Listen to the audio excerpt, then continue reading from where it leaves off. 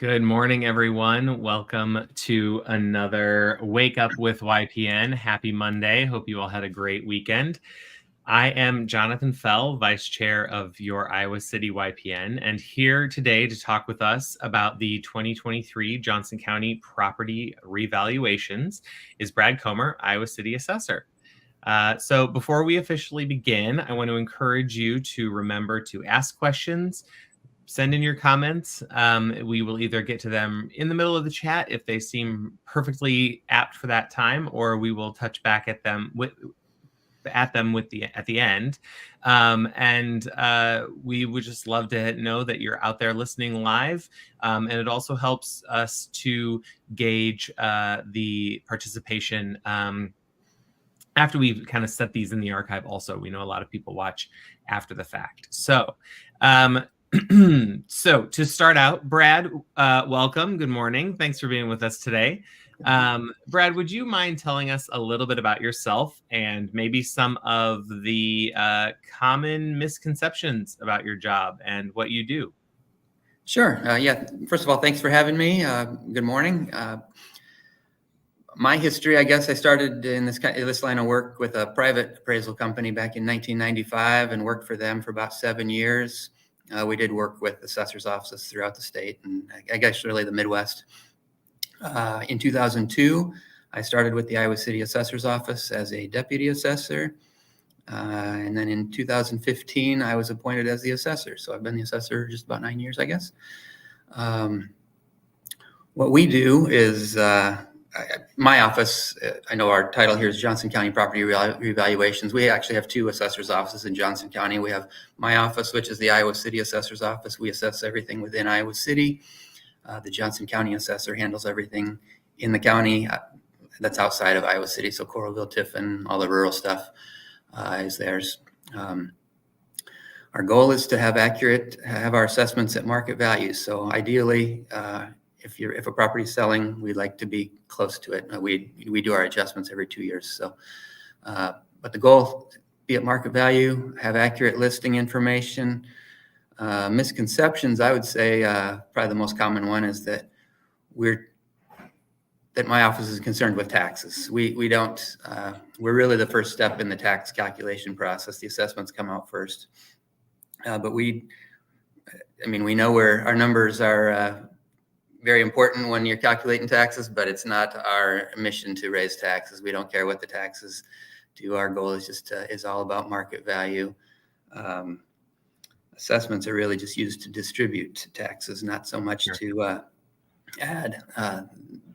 The local governments are going to have their tax asking regardless of what our assessments are at. So I think that's probably the most common thing, just that we don't have a goal other than to be accurate with our assessments. Sure. Okay. Well, touching back to last spring, can you tell us quickly about the 2023 assessment notices that were sent out in Johnson County, and kind of just recap that for us a little bit? Sure. So in late March, probably mid to late March, we sent out our assessments last year. Probably the most memorable property assessments anybody's received in the area, and they went up. I think the average increase for residential in Iowa City was just a little over 20%, which is not typical. It was similar to what happened across the state. Statewide, I think we were around almost 22%. So the average statewide increase was slightly more than what we did here, and it's probably a national trend too. But we had those mailed out. Then there was an appeal period from April 2nd to April 30th, which I guess we'll be talking about that, I think, coming up. One thing I guess I would say about, we do have a chart that I think that I'm going to explain, but it shows what our typical ratios were over since 2004. The assessment sales ratios that we use are assessment compared to the sale price. So if a property is assessed, or if a property sells for $100,000, we would like to be close to that. in the examples for last year, our median ratio of all sales was 82.2%. So we were only about 82% of what things were typically selling for. Mhm. And we needed to do adjustments then to get back up into that market value range, which is the Department of Revenue, the Iowa Department of Revenue requests that we be within 5% on average of what things are selling for. If we don't make the adjustments, then the state will do that. So proactively, we do it on our own so we can target the areas that need it most and do that. And are commercial values also affected by the same process? They are. So yeah, it's really the same as far as how we're judged. It's assessments compared to sale prices, and they want us to be within that 5% range. Commercial property is much more difficult because we have far fewer sales. I think we probably have around 15 to 20 commercial sales a year. That might be even a little on the high end for Iowa City of properties that are considered good normal arm's length transactions. Mm-hmm. And unlike homes, I mean, when residential property sells, those are all used for the same thing. They're used for people to live in. They've got similar things in that way. But for commercial, you could have restaurant, mini storage, hotel. I mean, they're just drastically different. So we're judged the same way, but it's a much different analysis, and there's not near as much information to go on. Yeah. So I think you kind of already touched on my next question. My next question was going to be about how often does this process happen? How often do those letters go out? And I think you said 2 years? Every other year, the odd numbered year. So we're going to be in the process. We'll be sending out another one in spring of 2025. So every other year is our revaluation. That doesn't mean that people don't receive assessments every year. Some people do. If there were remodeling done to a home, if you took out a building permit that we came out and looked at, we also have ongoing revaluations where we're visiting homes all the time. I mean, it takes us over 10 years to get through the cycle, but we are like right now, I think we're on the west side of Iowa City, and some of those people probably received assessment notices last year if they had any changes to the listing information. When we go through, we might find different plumbing, bathroom counts, or basement finish, or whatever, a deck was added, stuff like that. So those, if there were any changes to a property, you could receive an assessment notice in an even year, but generally it's just the revals go to everybody in the odd numbered year. Okay. And how does the assessor estimate market value? And, I think you've also touched on how some of these values might change. Maybe they've added some finished space, or, the bathroom fixtures maybe increased or weren't counted at one point for whatever reason. So that I can see how some of those things would make the assessed value go up. Can it also go down? I mean, I think that's another question people would want to know. Sure. So first of all, well, I'll answer that question first because that's on my mind. Yes, assessments can go down, and they have. Obviously, most don't, and certainly it wasn't very common last year. I wouldn't. There probably wasn't anybody that went down, but there might have been. Back in 2010, when the market was pretty flat, I think we did have a neighborhood that probably saw some reduction. When we're doing these, our ongoing revaluation, where we're visiting homes every year, there will be some of those, especially in the even numbered year when we're not adjusting for market. It's just anything that changed with the home. So a lot of those do see some reductions. There can be times like after seeing this big increase last year, and then there is going to be some increase probably coming again. We're still running below assessments, but or below sale prices by almost 10%. But I could see the market flattening out in the future, and maybe having some areas not see an increase or even go down. Sure. Most of the time in Iowa City with the university, we've got a very stable market. Maybe a flat market comes along every once in a while, but not usually a down market. Other things that can cause properties to go down, though, like if you're not keeping the property up, if it's in poor condition and we weren't aware of that, we go out and see that, we'll make adjustments for that. If we find out that we had 3 bathrooms listed and there's 2 bathrooms listed, that's something that would cause a decrease. Square footage, we have more. I mean, that's why I encourage people to always look on our website to see the listing information that we have down for your property. If we have something wrong, we want to have it correct. So there's things like that could also cause downward changes.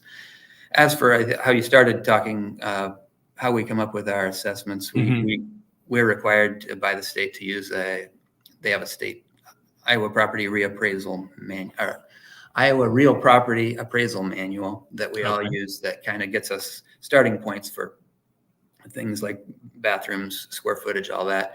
From there, though, we have adjustments for quality factors for homes, condition, location. Sounds like something I've heard of before. Yeah, I'm sure. Okay, excellent. So I would assume then some of these changes too are what maybe would make some properties see larger increases than others. Maybe dependent on the work or additions that were done. But what else might factor into a larger increase than another for a property? Yeah, I think there's probably some locations that maybe would go up at greater rates than others. There's probably price points that maybe get pushed a little. Like if you have a home listed in the 200,000s or 300,000 these days, that's maybe going to have more competition than if we're talking about $1 million home. So the prices might get driven up a little bit that way. But yeah, we do analysis on the neighborhoods, on the property types, split foyers compared to 2 stories, different things like that. I wouldn't say there's always a definite answer of one type is going to go up at a greater rate than other, but we look at, we're studying that every time around, and we do run lower on some areas and some types of property than others, and we'll make bigger adjustments due to that. Sure. Okay.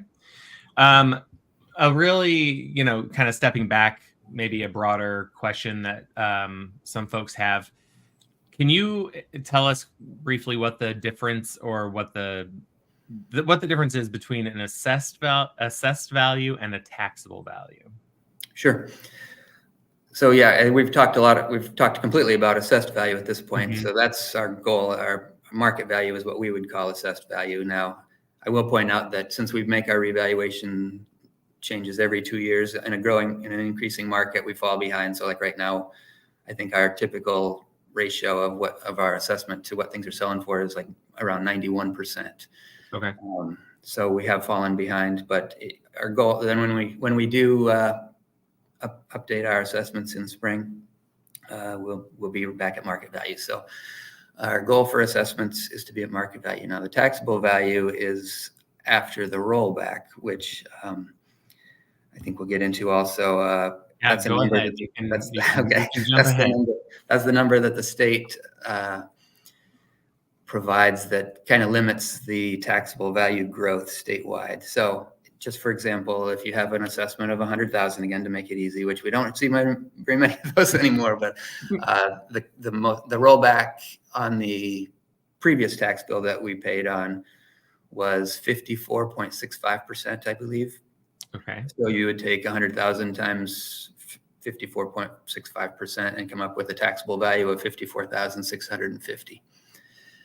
After those really large increases in 2023, the state compiled all of the values statewide, and they have a limit of taxable value growth statewide is 3%. So that's what that rollback number does. It keeps the statewide taxable value from going up more than 3%. So the new rollback number is 46. I had it written down here. So 46.34%. So quite a bit lower than the 54.65, and that is just due strictly to the statewide increases that we did.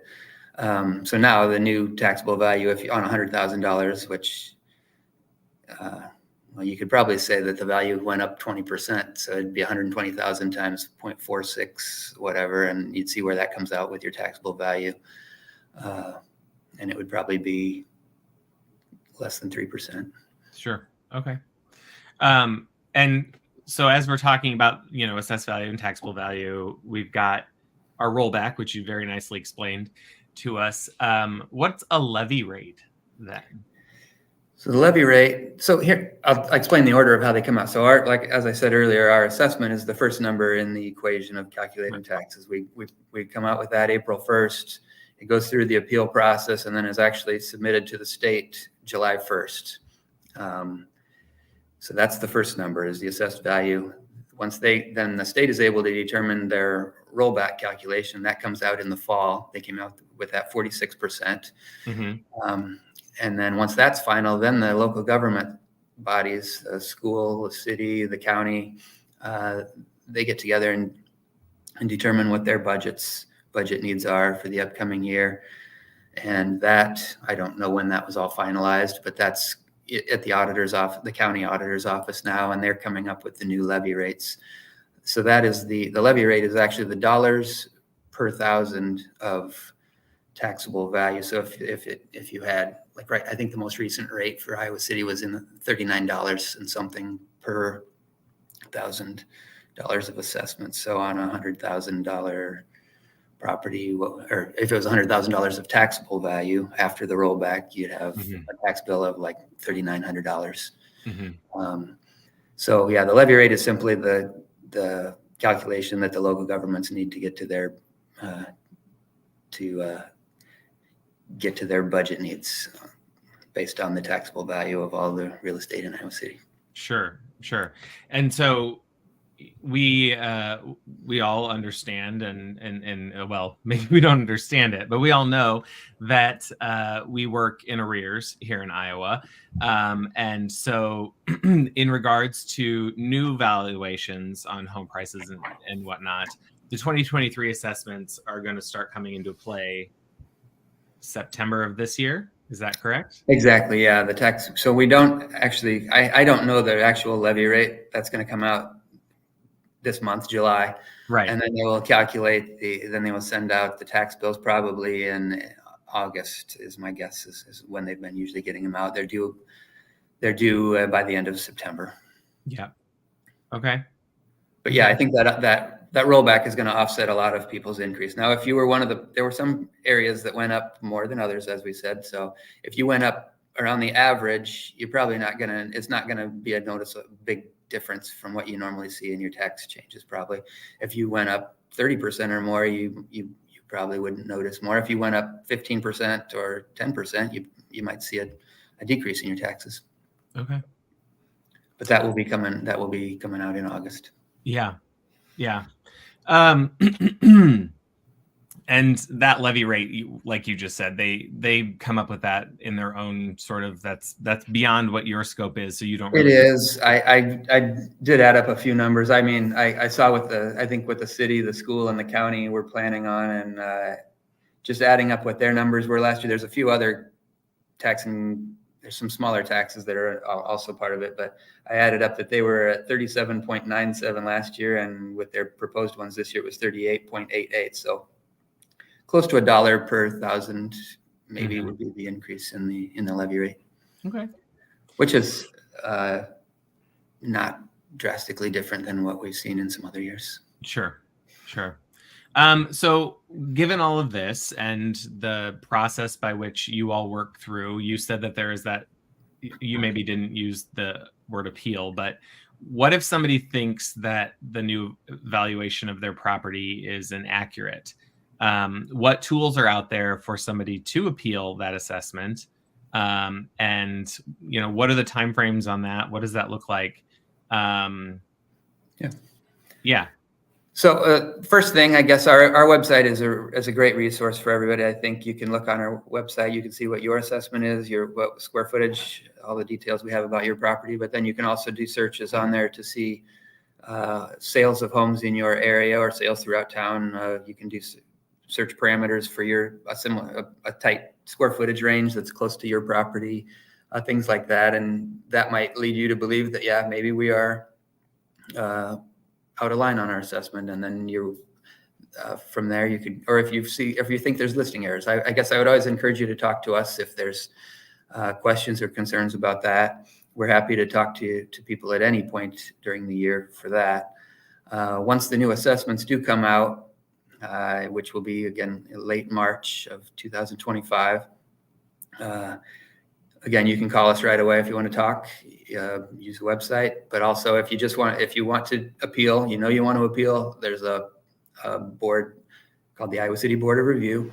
Appeal dates are from April 2nd to April 30th. Where we have a form on our website, also on the Department of Revenue's website. There's a form that you can use, or we have them at our office. You can pick them up. We can email them out. All those things. But that is from April 2nd to April 30th, where you would appeal to the Board of Review. But again, we're always happy to talk to people, and maybe we can show you some information that you weren't seeing that might lead you to agree with us. Maybe you will point something out to us that we will agree with you. Again, we don't have an agenda. We're trying to be accurate with our values. We're not trying to come up with higher or lower values. It's just trying to be as accurate as we can.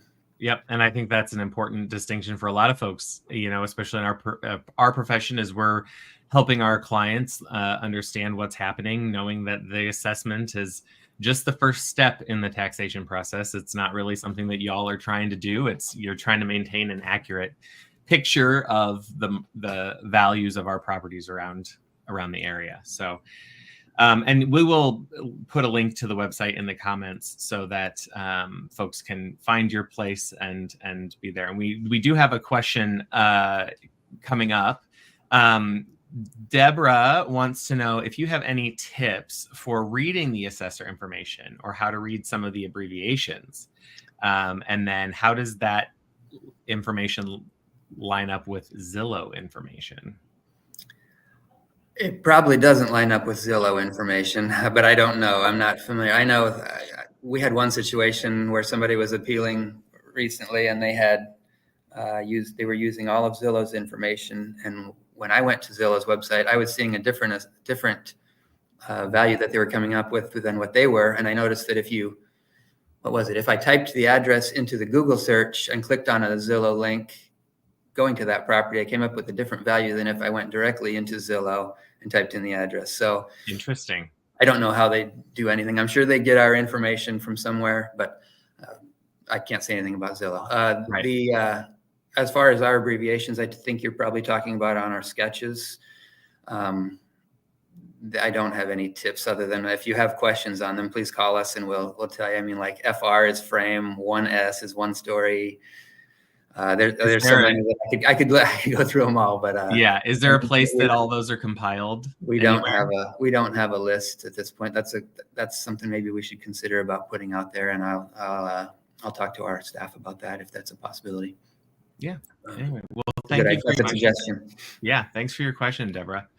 Okay. Well, I have another thing I want to add before. Yes. I had mentioned today is the deadline to apply for homestead exemptions and homestead credits. The homestead exemption is new as of last year, which is a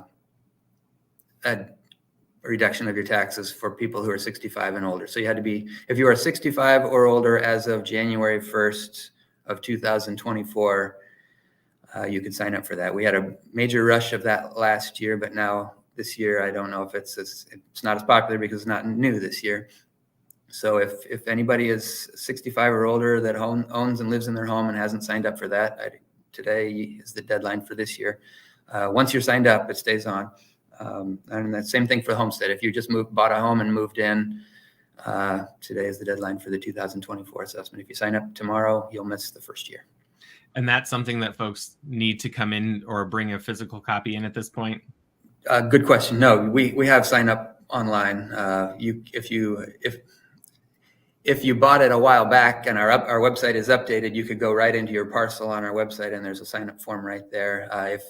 If you are just purchasing it today or last week, you're going to want to get a form. We have the form available on our website. You could fill it out and email it in.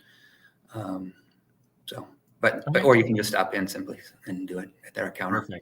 Perfect. Yeah. And I'm going to say great minds think alike. What I was going to ask you was, can you give us any of those big important dates that are coming up that we need to know about, including, anything like the homestead exemption that we can let folks know they need to be on top of, or next assessment dates, all that kind of good stuff. Yeah. So obviously the homesteads also, if anybody needs to sign up for a military exemption or disabled veteran credit, those are also on the same deadline, the same July 1st deadline. From there's not really anything. I think we'll send out assessments in the spring and be looking for those. And I mean, if I had to guess right now, I would say we're probably looking at 8 to 10% increases on average for residential. But again, if you get it and you think it's out of line, check our website, give us a call, talk about it. Appeal period's April 2nd to April 30th. And I think it's also important to note too, just to swing back, that with the rollback and some of that, some folks, even if they did get what appears to be a shocking increase in their home value, they may not actually see anything too drastic when it comes to their Yes. I mean, that was probably the most common phone call we got last year when these increased. My assessment went up 20%, and just the assumption that their taxes were going to go up 20%, they're just not going to. That's not. There's limits in place to keep that from happening. That doesn't mean that they won't go up, but they're not going to match the assessment increase for sure. Right. Very, very important, I think, for a lot of folks to keep in mind, and for us as realtors to help our clients kind of alleviate some of that stress, because I know I got some phone calls when those letters came out as well. So, well, Brad, thank you so much for joining us this morning. It doesn't look like we have any more questions right now, but we are definitely going to be dropping some of those resources and links into the comments after the interview.